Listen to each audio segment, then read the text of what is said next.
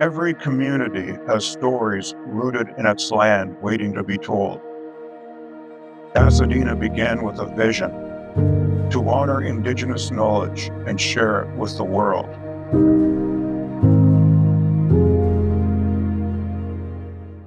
Basadinaa started as an idea for adding interpretive panels into Dundas Valley Conservation Area, and it soon blossomed to be more than just interpretive panels, that it turned from being possibly about flora and fauna to a more wholesome approach that now is reflective of First Nations historical elements and cultural elements as well.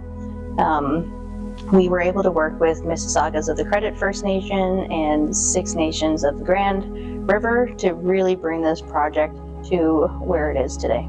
Basadinaa means in the valley. It's a name that we came across while working with our First Nations partners that was really reflective of where these panels are going to be situated, which is in the Dundas Valley Conservation Area, and it just fit perfectly to be able to reflect the project and where the signs are located. I've always loved this area. I always loved how beautiful it was, and to have an opportunity to speak from like an Indigenous perspective, or to lend an Indigenous perspective to the relationship to the land, I think was a wonderful opportunity. In order to I guess it's almost like myself giving a gift to the land, giving it back to it, like the importance and the appreciation and respect that I have for it. But also I loved having the opportunity to, there's different species that I looked at for this project that I've never really had to do a deep dive into. Like there's the story of the fox and the raccoon that I remember hearing, and I'm like, oh my gosh, this would be like a perfect opportunity to bring these stories to the forefront. Because there are stories that I want to say that we might not always tell all the time, or maybe a lot of people don't hear them, but those stories carry so much history and so much relationship to the land. Just interesting, like all of these little stories that, they wrap into a bundle, like their relationship to the land in them. So we have these animals that are on the land, but these plants that you also find on the land as well. So I think it was a wonderful opportunity to bring these stories to the forefront in a way that people might not expect them to be brought.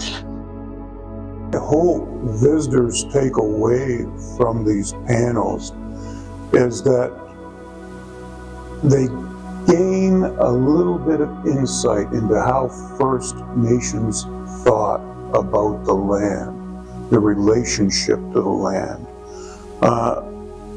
It's helping the settler population to get a bit of mindset to the way we thought about things.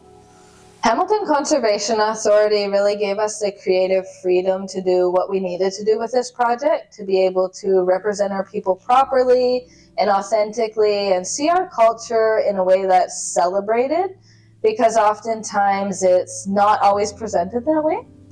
So it's nice when we can come together and celebrate one another and celebrate who we are as a people. But yeah, I was super grateful for Hamilton Conservation Authority for just giving us that creative freedom. As Indigenous people, we often know how to represent ourselves best. So it's great when we're given the freedom to do so. The design process for this project was actually pretty unique. I've done a handful of other digital illustration projects where the designs have been very static, and I could not deviate too far away from the history of the pieces that I was indigenizing, for lack of a better term. But there was a significant importance placed on the imagery in these pieces and how they actually related to the information that was being presented in the panels.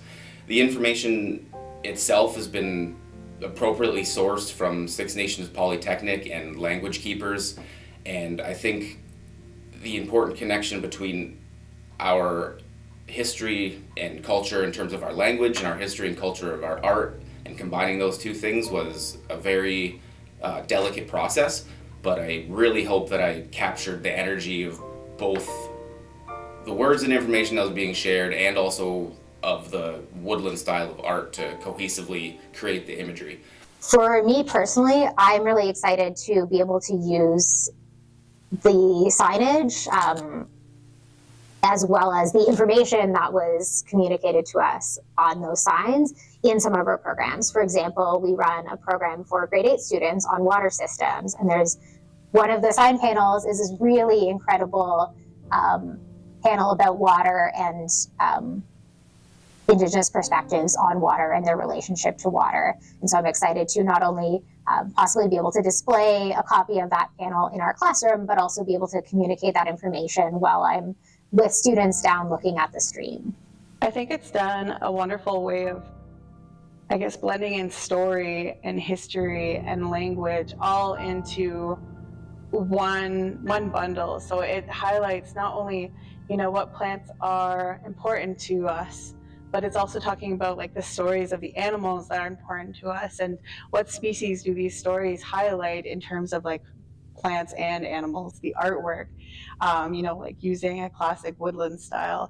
It is, the connectivity of like the stories, of the history, of the language, all embedded into one, like a panel, which is like, they're so beautiful and they have so much depth to them in terms of like the quality of, I want to say like, I guess like education and storytelling that they convey.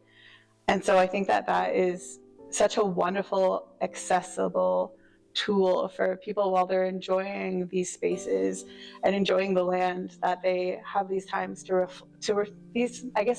the opportunity to reflect on like the Indigenous history of these lands.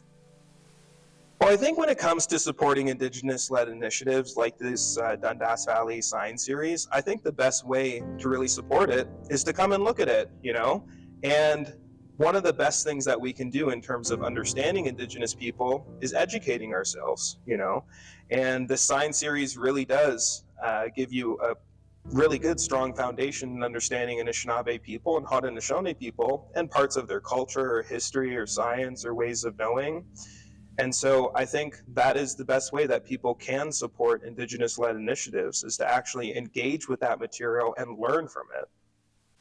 Indigenous-led initiatives like this are so very important. I always like that people outside our community can learn from us and learn how we view the land. And I hope it excites a curiosity amongst people outside the community.